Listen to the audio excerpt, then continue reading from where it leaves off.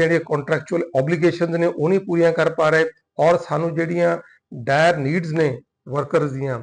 Critical worker ਦੀਆਂ ਖਾਸ ਤੌਰ ਤੇ ਉਹ ਨਹੀਂ ਸਾਡੀਆਂ ਪੂਰੀਆਂ ਹੋ ਰਹੀਆਂ। ਇਸ ਵਜ੍ਹਾ ਕਰਕੇ ਬਹੁਤ ਸਾਰੀਆਂ ਜਿਹੜੀਆਂ ਇੰਡਸਟਰੀਜ਼ ਨੇ ਉਹ ਆਪਣੀਆਂ ਪੂਰੀਆਂ ਸ਼ਿਫਟਸ ਨਹੀਂ ਚਲਾ ਪਾ ਰਹੀਆਂ। ਸੋ ਇਹਨੂੰ ਸਾਹਮਣੇ ਰੱਖ ਕੇ ਉਹਨਾਂ ਨੇ ਇੱਕ ਲਾਅਸੂਟ ਫਾਈਲ ਕੀਤਾ ਜਿਹਦੇ 'ਚ ਉਹਨਾਂ ਨੇ ਅਕਿਊਜ਼ ਕੀਤਾ ਫੈਡਰਲ ਗਵਰਨਮੈਂਟ ਨੂੰ ਕਿ ਫੈਡਰਲ ਗਵਰਨਮੈਂਟ ਨੇ ਉਹਨਾਂ ਨਾਲ ਧੋਖਾ ਕੀਤਾ।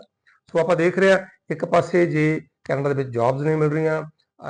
ਕੈਨੇਡੀਅਨ ਗਵਰਨਮੈਂਟ ਇਸ ਗੱਲ ਨੂੰ ਬਾਰ-ਬਾਰ ਪ੍ਰੈਸ ਕਰ ਰਹੀ ਹੈ ਕਿ ਜਿਹੜੇ ਟੈਂਪਰੇਰੀ ਰੈਜ਼ੀਡੈਂਟਸ ਨੇ ਉਹ ਅਸੀਂ ਕੈਨੇਡਾ ਚੋਂ ਬਾਹਰ ਭੇਜ ਦੇਣੇ ਨੇ, ਉਹਨਾਂ ਦਾ ਨੰਬਰ ਜਿਹੜਾ ਕਾਫੀ ਘਟਾ ਦੇਣਾ, ਅਸੀਂ ਸਿਰਫ 5% ਹੀ ਰੱਖਣਾ ਔਰ ਟੈਂਪਰੇਰੀ ਫੋਰਨ ਵਰਕਰ ਦਾ ਜਿਹੜਾ ਪ੍ਰੋਗਰਾਮ ਹੈ ਇਹਦੇ 'ਚ ਵੀ ਨੰਬਰ ਰਿਡਿਊਸ ਕਰ ਦਿੱਤੇ ਗਏ ਨੇ, ਸਿਰਫ 82,000 ਸੀਟਸ ਹੀ ਰੱਖੀਆਂ ਗਈਆਂ ਨੇ। ਤੇ ਦੂਜੇ ਪਾਸੇ ਜਿਹੜੀ ਇੰਡਸਟਰੀ ਆ ਇੱਕ ਪ੍ਰੋਵਿੰਸ ਦੀ ਗੱਲ ਕਰ ਰਹੇ ਹਾਂ ਸਿਰਫ ਕਿਊਬਿਕ ਦੀ, ਦੂਜੇ ਪਾਸੇ ਬਹੁਤ ਸਾਰੇ ਪ੍ਰੋਵਿੰਸਿਸ ਦੇ ਵਿੱਚ ਜਿਹੜੀ ਇੰਡਸਟਰੀ ਆ ਉਹ ਕਾਫੀ ਸਫਰ ਕਰ ਰਹੀ ਆ ਕਿਉਂਕਿ ਟੈਂਪਰੇਰੀ ਫੋਰਨ ਵਰਕਰਸ ਦਾ ਜਿਹੜਾ ਕੋਟਾ ਹੋ ਅੱਗੇ ਨਾਲੋਂ ਕਾਫੀ ਘਟਾ ਦਿੱਤਾ ਗਿਆ।